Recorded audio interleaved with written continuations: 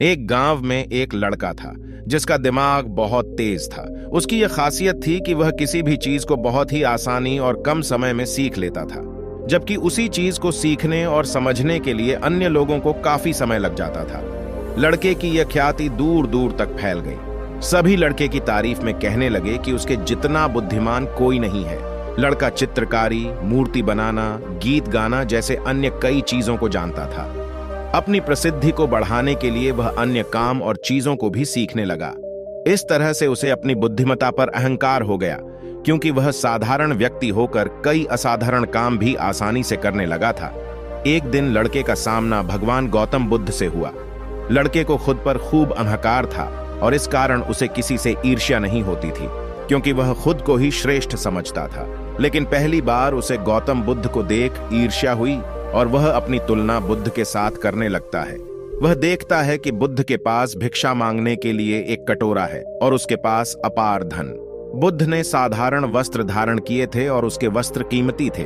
बुद्ध नंगे पैर थे और वह नंगे पांव जमीन पर पैर भी नहीं रखता था।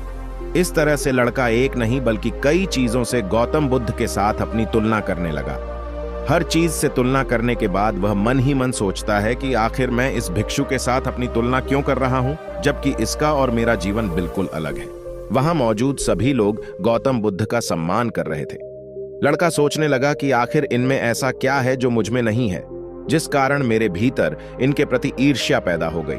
अपने मन में चल रही जिज्ञासा को शांत करने के लिए वह बुद्ध के पास जाता है।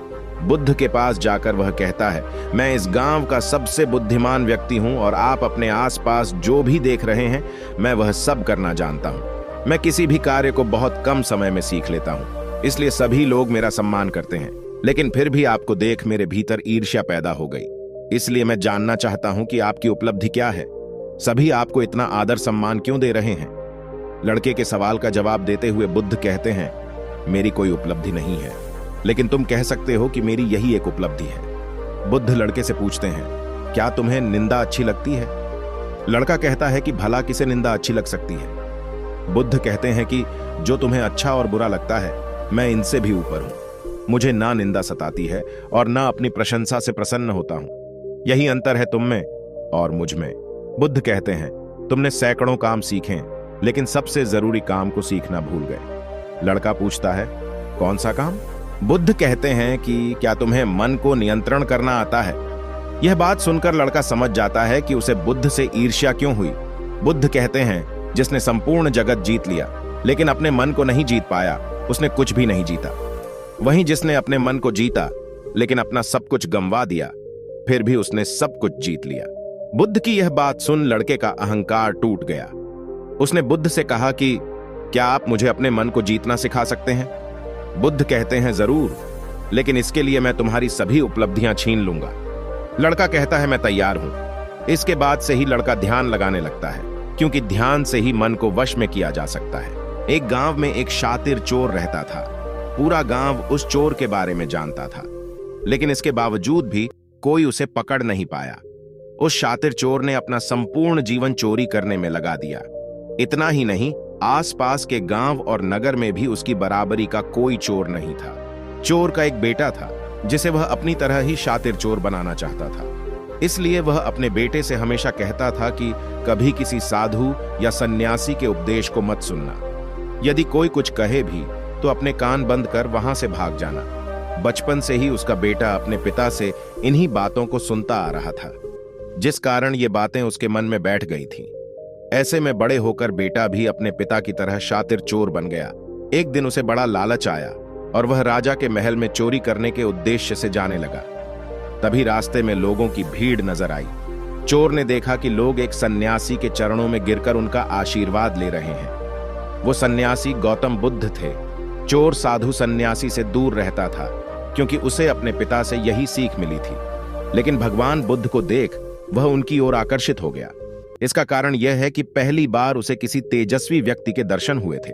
अचानक उसे पिता की बात याद आ जाती है कि साधु सन्यासियों से दूर रहना चाहिए।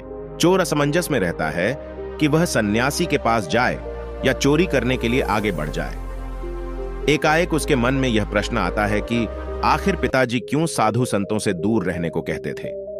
इसका उत्तर जानने के लिए चोर भी लोगों के बीच बैठ जाता है और भगवान बुद्ध के उपदेश सुनने लगता है। बुद्ध लोगों को झूठ बोलने की व्यर्थता और विश्वासघात के बारे में बताते हैं। उपदेश समाप्त होने के बाद सभी लोग अपने घर लौट जाते हैं और चोर भी चोरी करने के लिए महल की तरफ निकल जाता है। लेकिन पूरे रास्ते वह यही सोचता रहता है कि क्यों ना एक बार उस सन्यासी के उपदेश में कई बातों को मान कर देखा जाए।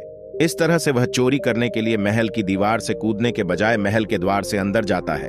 उसे देख महल के द्वारपाल उसे रोकते हैं और भीतर जाने का कारण पूछते हैं। चोर कहता है, मैं चोर हूं और महल में चोरी करने जा रहा हूं। द्वारपाल उसकी बातें सुनकर हंसने लगते हैं और कहते हैं, जरूर यह महल का सेवक या नौकर होगा और हमसे मजाक कर रहा है। यह सोचकर वे उसे महल के अंदर जाने दे देते हैं।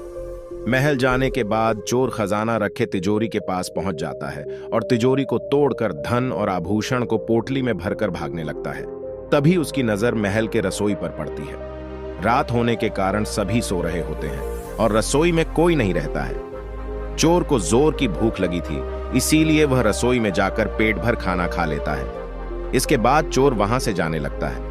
तभी उसे बुद्ध के उपदेश में सुनी दूसरी बात याद आती है कि जिसका नमक खाया है उसके साथ कभी भी विश्वासघात नहीं करना चाहिए। चोर सोचता है, मैंने इस महल का नमक खाया है, ऐसे में इनका धन चोरी कर मैं इनके साथ विश्वासघात करूंगा। इसीलिए चोर चुराए हुए धन को रसोई में ही छोड़कर जाने लगता है। महल के एक व्यक्ति की नजर चोर पर पड़ जाती है और वह शोर मजा देता है, जिससे महल के लोग चोर को पकड़ लेते हैं और राजा के पास ले जाते हैं। राजा चोर से पूछता है कि जब तुमने चोरी कर ली थी तो फिर इसे छोड़कर क्यों जा रहे थे। चोर कहता है, एक सन्यासी के उपदेश के कारण।